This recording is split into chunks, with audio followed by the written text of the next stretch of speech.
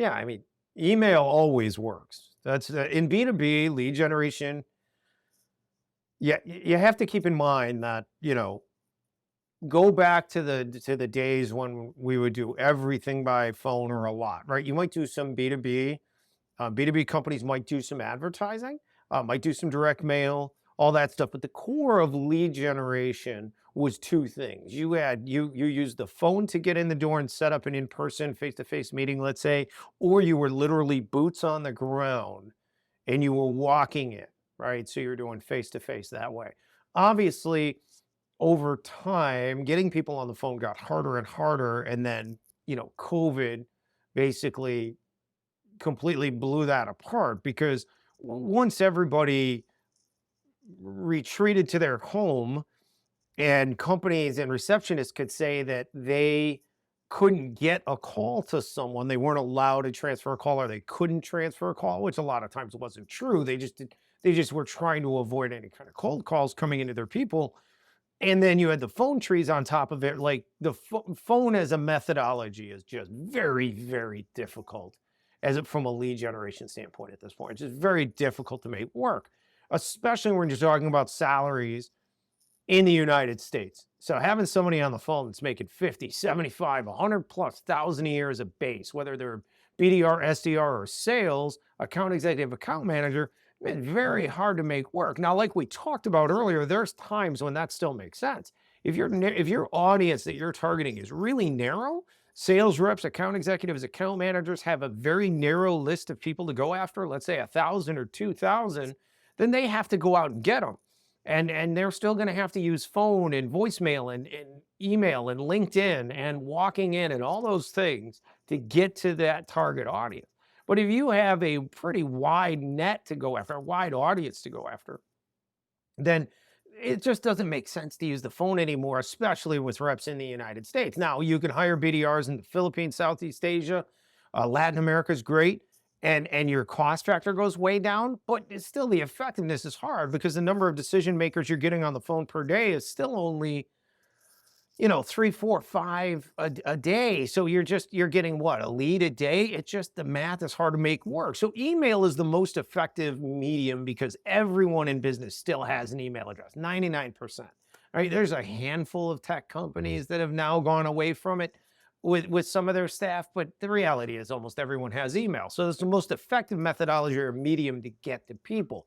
The trick with email is it's hard to do correctly. Most companies will say that they have tried email and it just doesn't work for them. Well, the reality is there's 4 things you got to have to make email work to develop an inbound lead generation system or machine, as I like to call it.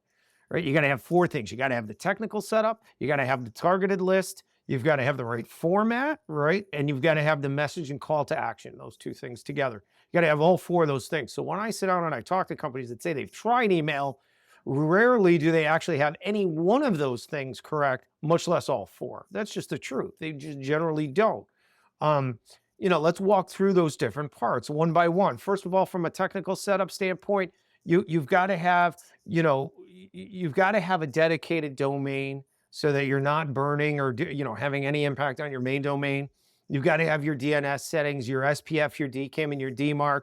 You've got to have domain reputation management running to keep the health of the domain high. And then you need, email APIs or a dedicated server so you can send the volume. So you've got to have all of those technical things in place. Most companies internally, their marketing and sales executives, they just don't have that expertise or background. It's really, really hard to do well. It's a specialty kind of thing, right? So that's the first of 4 things, and rarely do I see the setup done correctly from that end. So that's the first.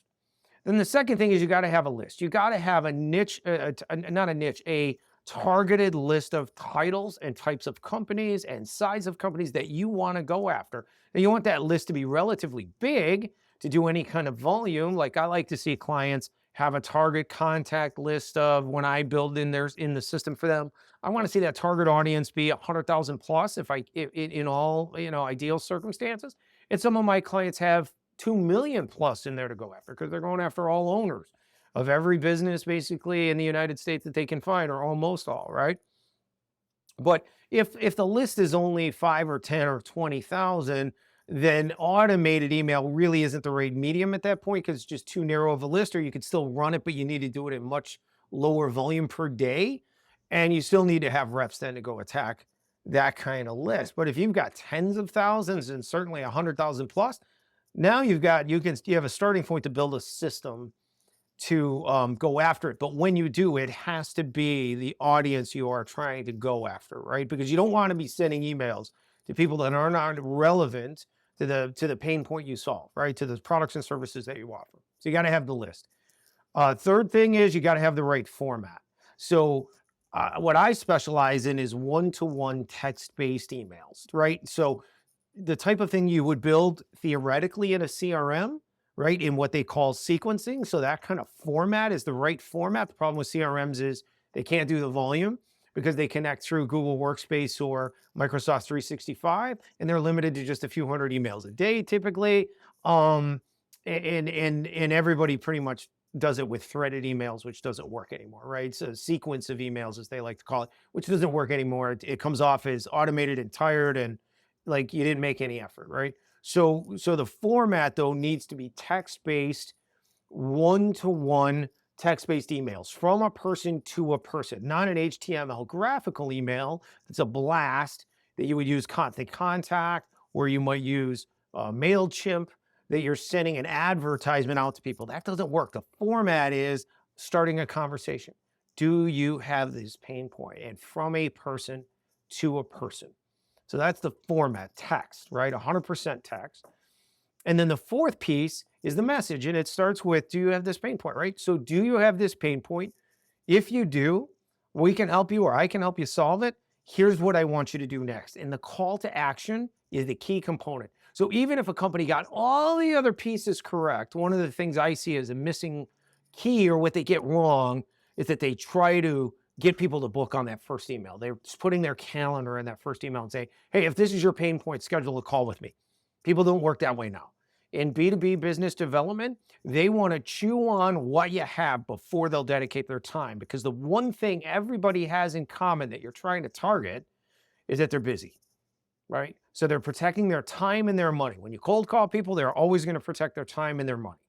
So same thing with cold email. So you want to say a call to action is, hey, reply back, let me send that PDF over for you to review. And once you look at it, if you're interested, we can schedule a quick call. That is how you generate response in cold email outreach.